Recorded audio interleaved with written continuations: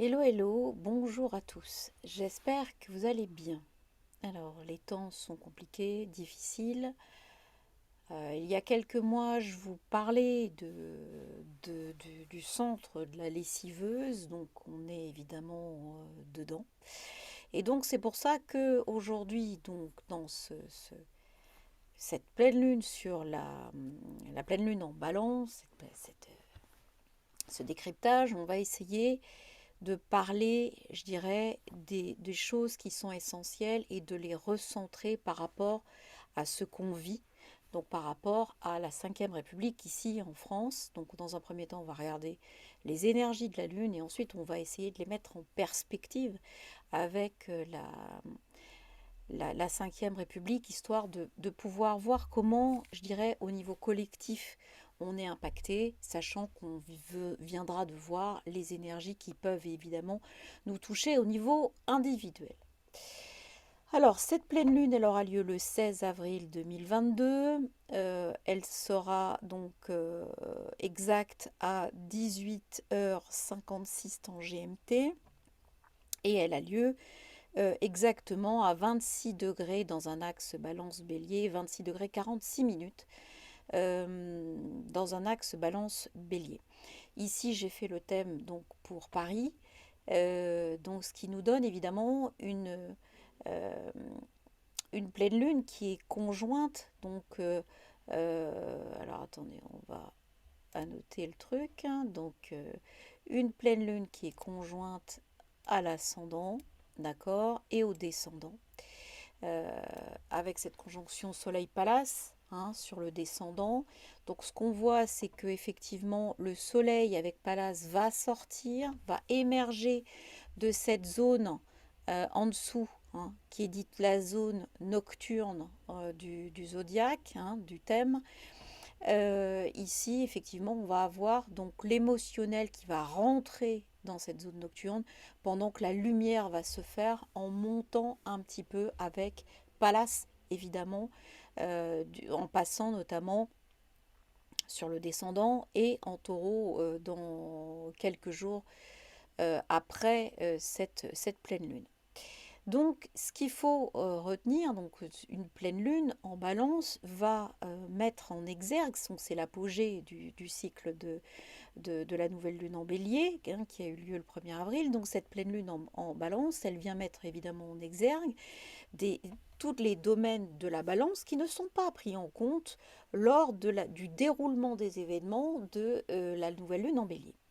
Donc, en fait, c'est pour ça que chaque pleine lune en balance, ou chaque pleine lune de manière générale, va venir nous expliquer quelque chose de différent par rapport à la pleine lune de l'année dernière. Hein.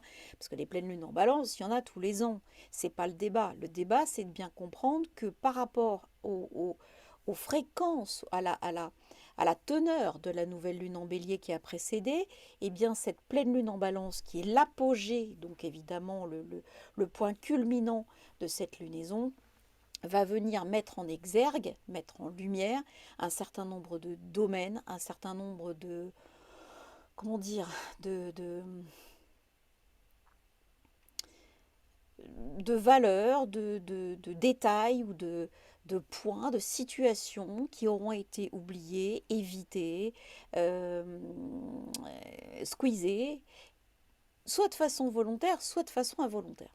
Donc qu'est-ce qui se passe? Ici, on a eu une nouvelle lune en bélier qui nous a raconté que bah, c'est la guerre en fait. Hein. Le bélier, c'est pas quelque chose de tout à fait inactif. Donc là, le Mars du bélier, eh bien, le Mars du bélier, cette année, il fait la guerre. Il fait la guerre et puis il est un petit peu violent parce qu'on a vu qu'à ce moment-là, il est conjoint à Saturne carré Uranus. Donc attention, c'est tout ça, c'est extrêmement cassant, c'est extrêmement violent et ça peut entraîner des actes et des conséquences graves. Ok. Donc ici, qu'est-ce qui se passe? Ici, la pleine lune en balance, elle vient parler d'autre chose.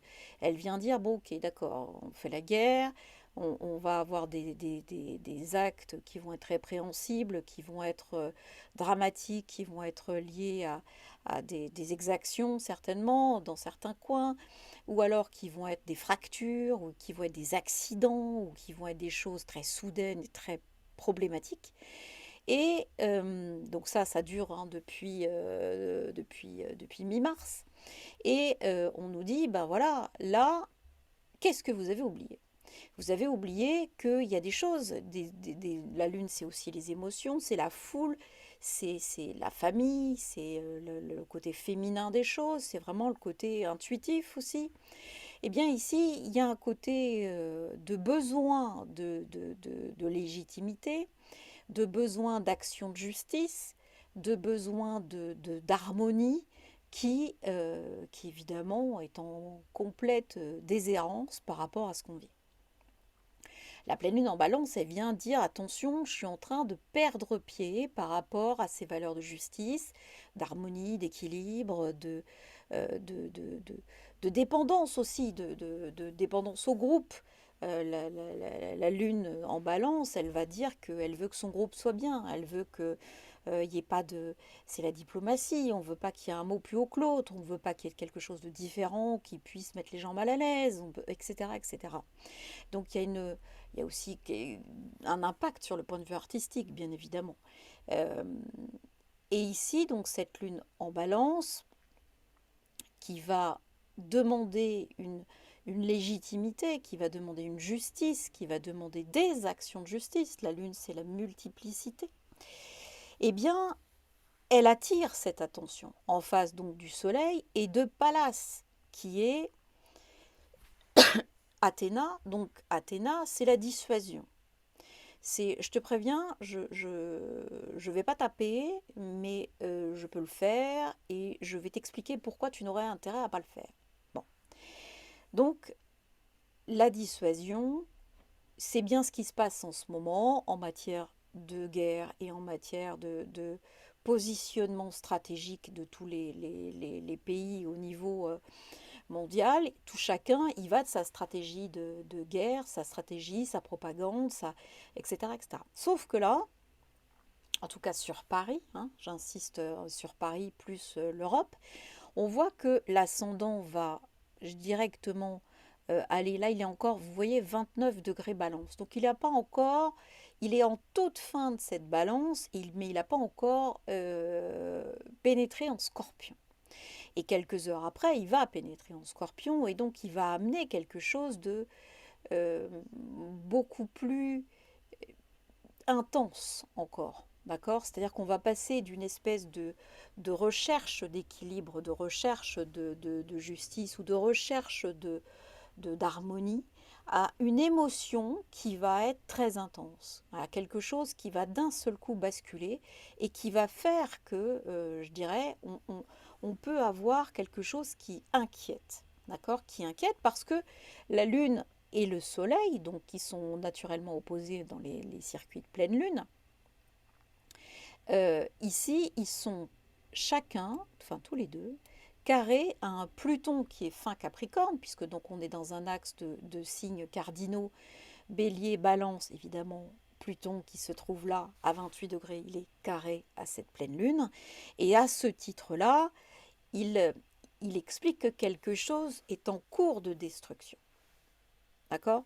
Donc, il y a quelque chose qui va être complètement transformé par une situation, par une communication, par une action, d'accord, qui va être, Pluton est en maison 3, Lune, Soleil sont entre la maison 1, donc l'ascendant et le descendant, donc entre la nation, donc le groupe sur la France, sur l'Europe, et les autres, c'est-à-dire les extérieurs, ok, les contrats.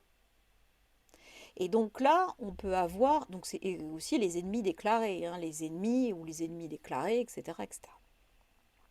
Donc ici, on a quelque chose qui vient complètement nous indiquer avec le carré de la Lune et du Soleil à Pluton que on est dans une émotion intense, quelque chose qui survient de nulle part, dans la nuit, hein, et qui peut être à la source de prise de conscience complètement terrible.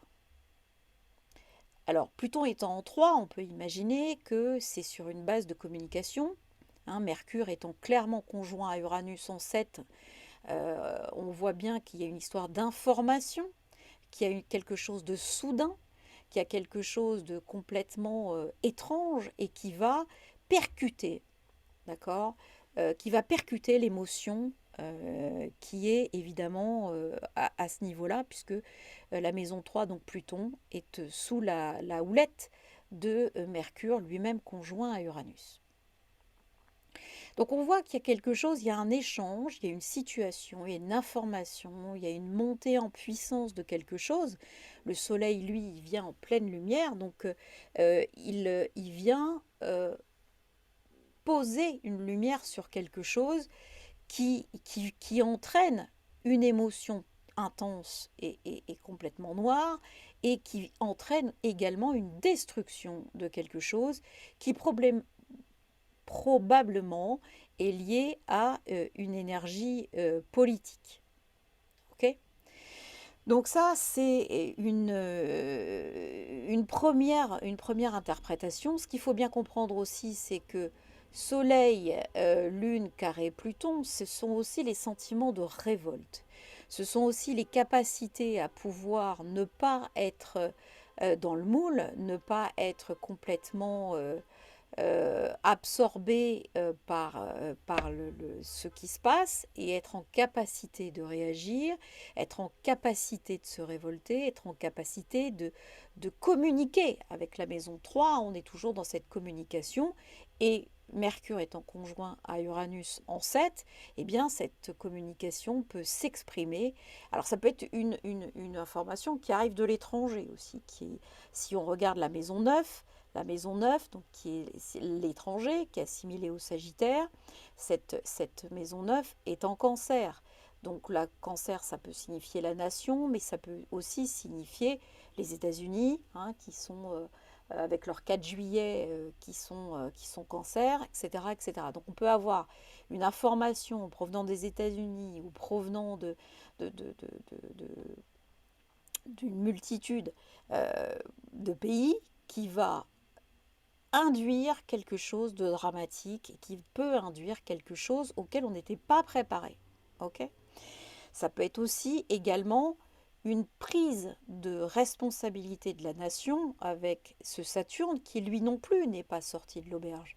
Ce Saturne, lui, il est là et il est carré au nœud. C'est-à-dire que Saturne en maison 4 en Verseau, encore carré Uranus, Mercure, lui, il y a quelque chose qui est très problématique. C'est-à-dire que ce Saturne en maison 4, il va demander à ce que on prenne des responsabilités pour la nation, qu'on prenne des responsabilités pour le peuple. Saturne en Verseau.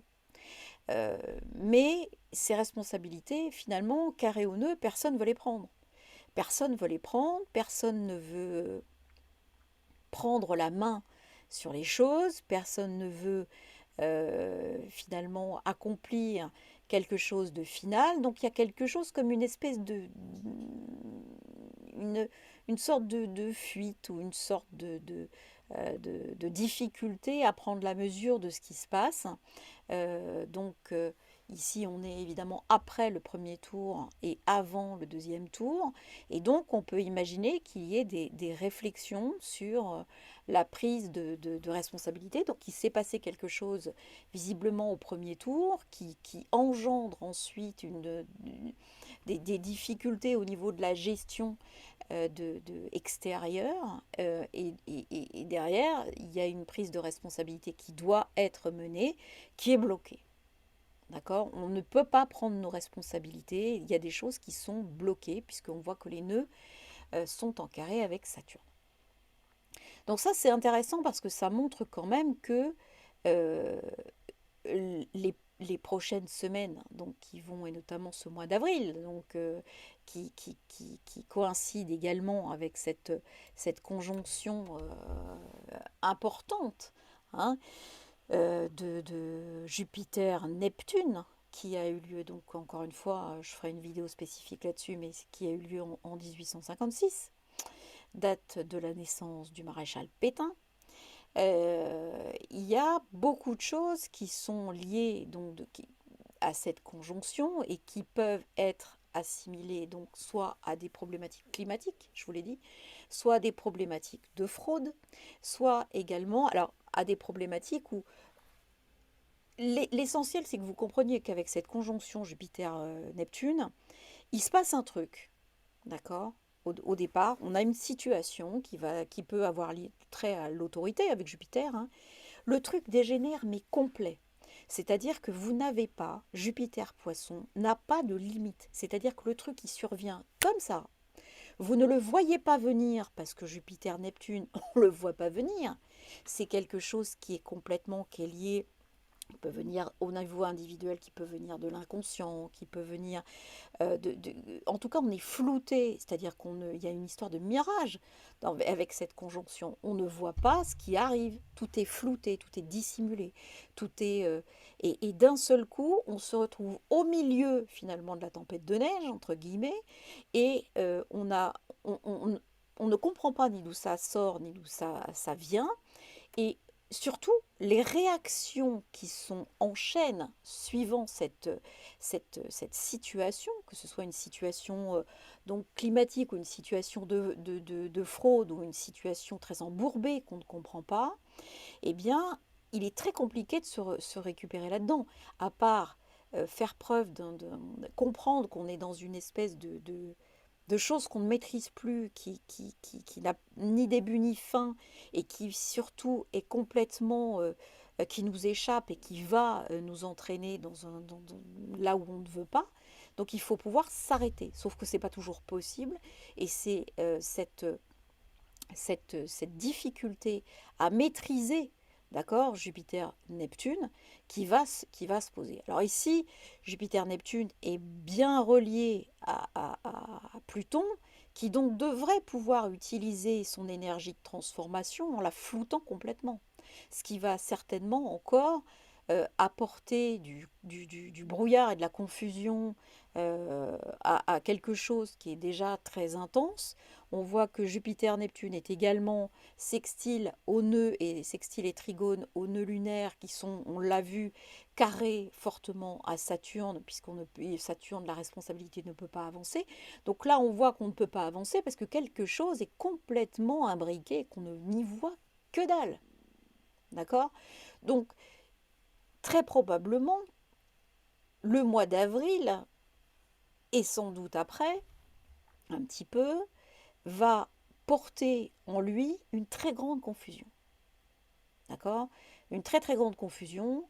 Donc c'est bien ça qu'il faut comprendre et qu'il faut intégrer. C'est cette confusion, elle arrive d'un coup, on ne la voit pas venir, et elle est probablement apportée par des décisions extérieures, Là d'ailleurs, on voit que toutes les planètes, hein, elles sont en dessous, là, elles sont dans la zone nocturne. Donc ça veut dire que clairement, on n'a pas la main dessus, qu'elles sont manipulées par autre chose, que c'est très compliqué de réellement les regarder en face. Il y a beaucoup de choses qui se passent en dessous. Il y a beaucoup de choses qui ne sont pas communiquées. Il y a beaucoup de choses qu'on ne voit pas. Et c'est ça qui induit tout ce bordel, en fait, hein. Donc voilà. Donc euh, on va regarder.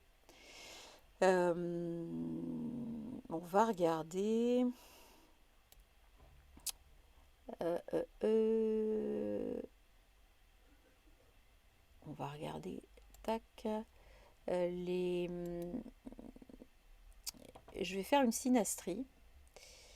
Et cette synastrie, elle va être avec évidemment la 5e République.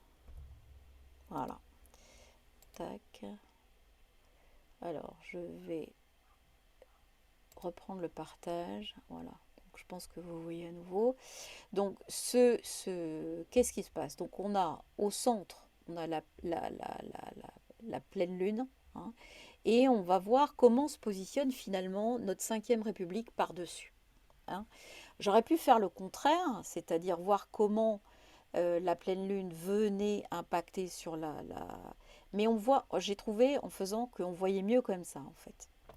Ce qui se passe, c'est que vous voyez que l'ascendant de la pleine lune, avec sa lune, intervient pile poil, d'accord? Je dirais sur la conjonction Jupiter-Neptune, qui est la marque de la Ve République. Donc ça, c'est ce que je vous disais, je ne sais plus quand, dans une autre vidéo, c'est-à-dire qu'on a un marqueur de la Ve République qui est cette conjonction Jupiter-Neptune. Et ce qui est donc exactement ce qui se passe en avril. D'accord? Jupiter-Neptune, elle est là. Ok?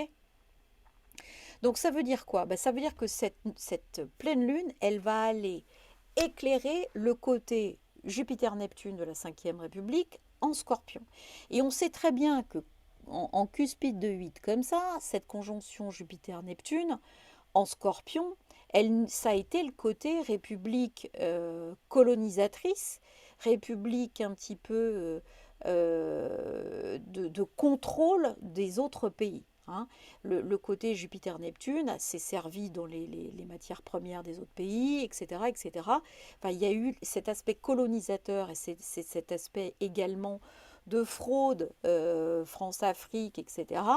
Tout ça, c'est là. Hein. On est dans ce Jupiter-Neptune en Scorpion. Bon.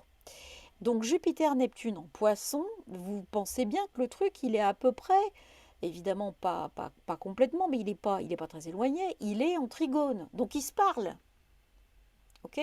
Ils se parlent et on réactive ce côté un petit peu compliqué et un petit peu douteux, je dirais, qui est véhiculé par la Ve République. Alors, c'est pas tout, parce qu'on voit donc ici, c'est l'émotion du peuple, etc., qui va aller creuser là-dedans. Ok. On voit que l'ascendant, il pique dans la maison 7, donc il y a quelque chose chez les autres qui va venir de l'extérieur, attaquer un petit peu nos positions, les positions françaises. On voit que Mars, ici, hein, tac, il vient plonger dans la maison 8. Donc la maison de la guérilla, la maison des épreuves, la maison des finances, la maison de la mort et de la transformation de cette pleine lune. Et donc ce Mars qui était en début Gémeaux, eh bien ce Mars-là, de facto, il se retrouve également à être pas très loin du début du Mars en Scorpion en Poisson, d'accord? C'est-à-dire en carré. Donc on se retrouve à avoir vraiment des choses qui sont très agressives en interne, des sentiments, encore une fois, de révolte, sentiments qui peut clairement s'exprimer et surtout communiquer. La Mars est en Gémeaux et on voit bien que ici, Mars est presque en Poisson. Donc il y a un côté très belliqueux, très agressif dans l'énergie. D'autant que c'est pas fini. Mars, ici, de la pleine lune, est opposé au Pluton de la Ve République. Donc ce qui nous augure évidemment dans le signe de la Vierge, en plus en maison 6, qui nous augure donc un quotidien très compliqué, très intense, même peut-être avec des forces de l'ordre sur le terrain, déployées. Il y a quelque chose de très martien dans le quotidien qui s'exprime à ce moment-là. D'accord? Très belliqueux, là vraiment, c'est d'autant que cette fameuse conjonction Jupiter-Neptune du 12 avril, elle est en opposition avec tout ce qu'il y a comme planète en Vierge dans la Ve République, et que l'ascendant de la Ve République vient toucher à cette conjonction.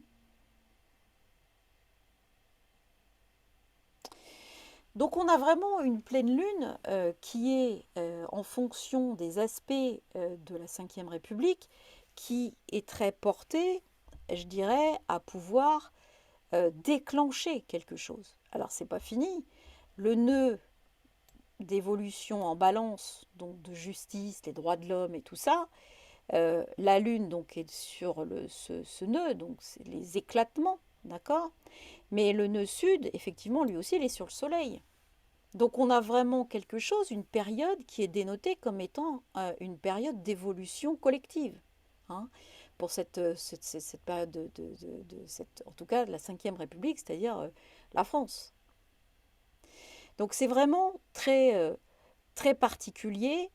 euh, cette pleine lune, elle n'est pas anodine du tout.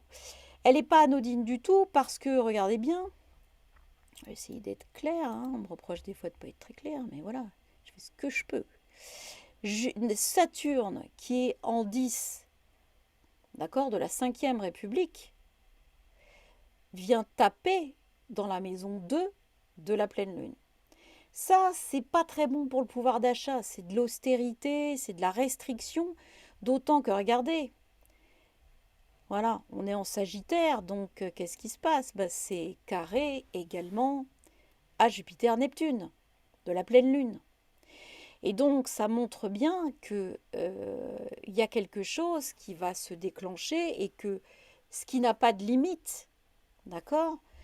Puisque là, on voit que ce Jupiter-Neptune, il tombe dans la maison 1 de la pleine lune, c'est-à-dire qu'on va avoir beaucoup de mal à canaliser ce qui se passe, à comprendre et à mettre des limites et des contours, des frontières là-dedans. Il y a vraiment quelque chose qui ne va pas du tout avec ça. D'accord? Donc il y aura une espèce je dirais, de blocage. De, on veut réellement, on va ressentir que quelque chose cloche, on va ressentir une espèce de contraction et on va ressentir quelque chose qui va se déclencher et ne pas être maîtrisé. Et ça va engendrer du stress, beaucoup de difficultés à comprendre les tenants et les aboutissants, mais aussi beaucoup de prise de conscience et donc beaucoup de capacité énergétique de se prendre en charge, de prendre cette responsabilité qu'on a vue. Regardez ce qui se passe là. On parlait de responsabilité pour vis-à-vis de la nation. Regardez bien. Saturne, de la pleine lune, est sur le Chiron. Donc, le guérisseur, la santé. D'accord? Donc, on a une responsabilité sur la santé. On a une responsabilité sur le fait de pouvoir, surtout que c'est sur l'hôpital. Hein, on parle là, le Chiron de la Cinquième République, il est en 12. Il parle des hôpitaux, il parle du système de santé, il parle de ce qui est caché au niveau de la santé, hein, certainement au niveau de tous les laboratoires pharmaceutiques. Et la Vesta est sur Chiron également, ce qui va nous indiquer un point, à mon avis, sur un certain nombre de choses cachées qui doivent entraîner donc des prises de responsabilité de la part de l'État, de la part du pouvoir politique, de la part des dirigeants, d'accord, pour pouvoir faire avancer, etc. Donc, comme on le voit, mais à partir de maintenant, je pense que j'essaierai de vous faire un petit focus, en tout cas sur la Cinquième République, vous montrer comment les énergies se positionnent systématiquement, donc normalement, et ensuite vis-à-vis du collectif, par rapport à quelque chose qui est au-dessus de nous et finalement qui nous impacte tous. Okay, ici, donc, on voit que cette pleine lune n'est pas du tout anodine, elle n'est pas du tout destinée à être douce et passive. Il y a beaucoup d'énergie, de révolte, de prise de conscience, de guérison aussi, hein. Donc voilà, c'est essentiellement ça qui va s'adapter. Alors là, on voit que Jupiter-Neptune, je disais, il y a beaucoup d'ennemis. Il y a beaucoup d'ennemis par rapport à ce qui se passe dans le pays. Donc il va se passer des choses, il y aura beaucoup d'ennemis à l'extérieur, beaucoup de gens, beaucoup de personnalités qui vont trouver à redire par rapport à ce qui pourrait se passer de positif dans notre pays lors de ce mois d'avril. Voilà, alors si on regarde aussi en numérologie, donc on a, euh, Cette pleine lune a lieu le 16/4/2022. Donc on arrive à 7 plus 4 plus 6 qui nous fait 17. Eh bien on tombe sur l'étoile. L'étoile qui donc va également montrer qu'il peut y avoir une solution, qu'il peut y avoir quelque chose de positif qui retourne de la situation, malgré ce qu'on pourra peut-être observer, malgré des difficultés, malgré des choses qui pourraient ne pas être forcément simples à pouvoir vivre je dirais, durant ce mois d'avril. Voilà, bah écoutez, je vais vous souhaiter, ou je vais nous souhaiter plein de courage, de rester bien centré et bien paisible en nous-mêmes pour avoir suffisamment de recul et de discernement sur les actions à mener et les choix à faire qui sont tout sauf anodins en cette période. Je vous embrasse et puis prenez bien soin de vous, prenez bien soin de vos proches et puis je vous dis à très vite pour une prochaine vidéo. Ciao ciao, à bientôt.